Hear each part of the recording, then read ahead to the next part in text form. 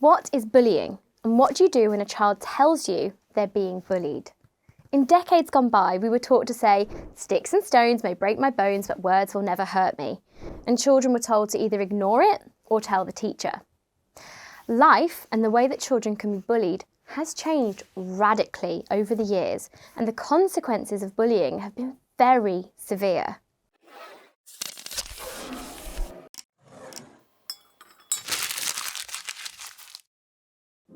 Hi everyone, I'm Natalie from MyProgression, and today we're going to talk about bullying. This is part 1 of 2, and this video will take you through what bullying is and what to look out for. Schools have reacted to this change and have played an integral role in highlighting bullying, as well as helping to deal with situations which may escalate. You have a duty of care to react when an instance of bullying has been reported.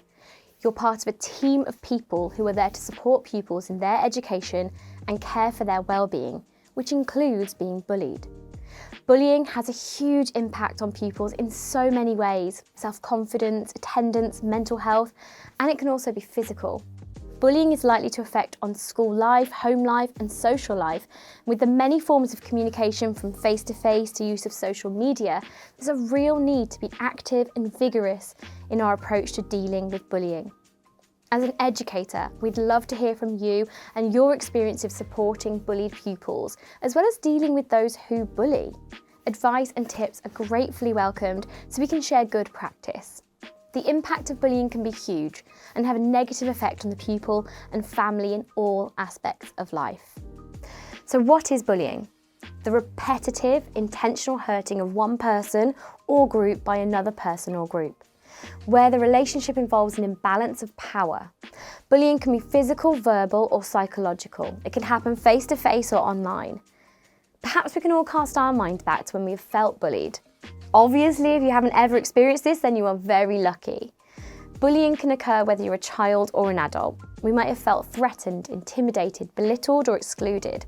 We might have even been physically hurt by someone.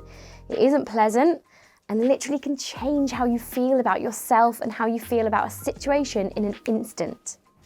Sometimes children are going to have disagreements, and some of these can be resolved easily. It may be a simple misunderstanding or clash of personalities. Then you can have some relatively low-level incidents which are still harmful to the person on the receiving end, but again, could be resolved. Then you have serious, long-term bullying, which could be easy enough to stop from happening again, but there is likely to be lasting psychological effects. And then the worst-case scenario is you can't stop it, no matter what you try. This is common with cyberbullying. As children aged 3 to 16 or 18 spend a great deal of time in school, there is a real potential for tensions to arise. It's actually reported that over the past 12 months, as much as 40% of students reported some form of bullying, in person or virtually. As educators in a school, whatever our role, we must be aware of bullying, what to look out for, how to identify that someone's being bullied, or even identify the bully themselves. There are different forms of bullying. Verbal, this includes name-calling, sarcastic and hurtful comments, and spreading rumours, threatening and teasing. Physical, perhaps this is the one we initially think of when we consider bullying. This includes pushing, poking, kicking, hitting and biting, as well as other physical interactions that makes a person feel threatened. This will be physical pain, but will also impact on mental health, causing anxiety and stress. Social bullying, sometimes referred to as covert bullying, is often harder to recognise and can be carried out behind the bullied person's back. It's designed to harm someone's social reputation and/or cause humiliation. And social bullying can include lying and spreading rumours, negative facial or physical gestures, menacing or contemptuous looks, playing nasty jokes to embarrass and humiliate, mimicking unkindly, encouraging others to socially exclude someone, damaging someone's social reputation or social acceptance. Online or cyberbullying involves the use of social media to intimidate by posting on social media, sharing photos, sending nasty text messages, social exclusion. Pupils have access to social media through a range of devices. This type of bullying is hard to escape from. The bully can follow them and find them at any time of day or night. The bullied pupil cannot and does not get a reprieve, and this persistent access can be the most worrying of bullying. So what are the signs of bullying? When we go to school, our main aim is to teach and educate children. This time spent with our pupils allows us to get to know them relatively well. Our relationship is key. We can hopefully identify any particular changes in them which may give cause for concern. Every allegation of bullying must be taken seriously. In your initial assessment, you should consider that children may use the phrase being bullied when what they really mean is something has happened they didn't like. Sophie was bullying me at lunchtime, Miss Harper. What happened? Tell me about it, Duncan. You give the child the opportunity to speak and tell of their concerns. I didn't want to play the game she was playing, and so she told me to go away. I had no one to play with, and she's made me sad. Assess the situation. Is it bullying? Obviously, it's of concern to Duncan, but it's not bullying. We need to constantly educate the children and resolve social issues on a daily basis, but we need to be alert to the signs of bullying as opposed to the usual disagreements that occur between children. Where appropriate, seek opportunities to educate your pupils on what bullying is.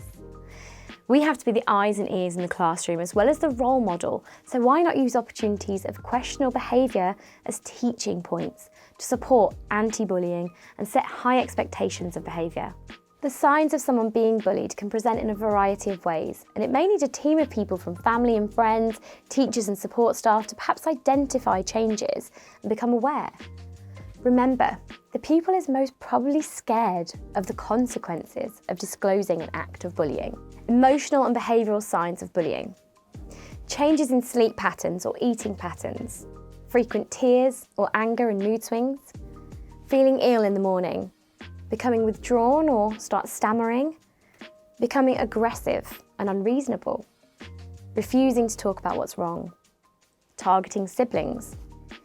Continually loses money or starts stealing. Avoidance of devices and withdrawal from social activities. And physical signs of bullying.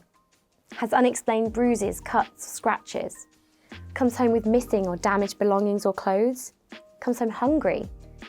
And other signs of being bullied. Doesn't want to go to school.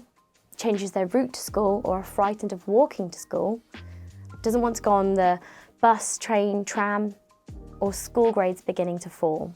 It's extremely hard to identify a bully, but there are some characteristics and behaviours which may indicate that a child may be a bully.